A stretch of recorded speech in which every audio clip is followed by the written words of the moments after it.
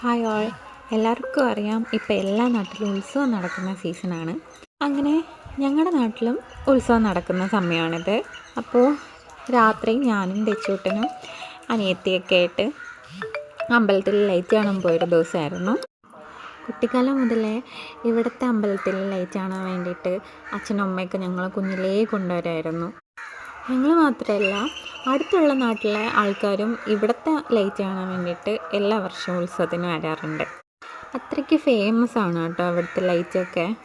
പക്ഷേ ഇത്തവണ വന്നിട്ട് അങ്ങനെ ഭയങ്കരമായിട്ട് ലൈറ്റൊന്നും ഉണ്ടായിരുന്നില്ല. വളരെ കുറച്ച് ലൈറ്റേ ഉണ്ടായിട്ടുള്ളൂ. കൊറോണയ്ക്ക് ശേഷമാണെന്ന് തോന്നുന്നു ഇങ്ങനെ ലൈറ്റ് കുറവ്. അതേപോലെ തന്നെ ഈ ടോയ്സിൻ്റെ കടകൾ, അതേപോലെ സ്നാക്സ്, പിന്നെ ഫാൻസി ഐറ്റംസ്, അതിൻ്റെയൊക്കെ കടകൾ ഒരുപാടുണ്ടായിരുന്നു.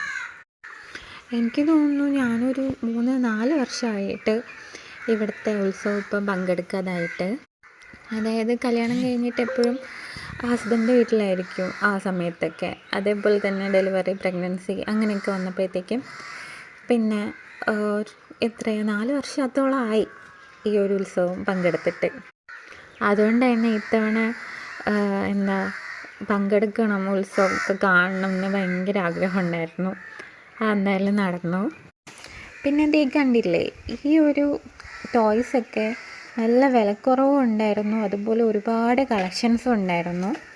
കുട്ടികൾക്കൊക്കെ ഒരുപാട് ഇഷ്ടപ്പെടുന്ന നല്ല ടോയ്സ് ഉണ്ടായിരുന്നു കേട്ടോ.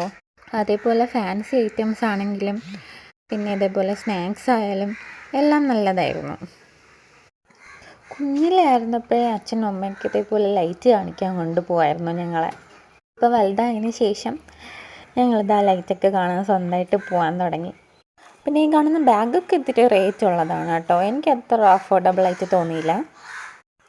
പിന്നെ ഞങ്ങൾ കുറേ ടോയ്സ്, തേച്ചൂട്ടന് കുറച്ച് ടോയ്സൊക്കെ വാങ്ങി.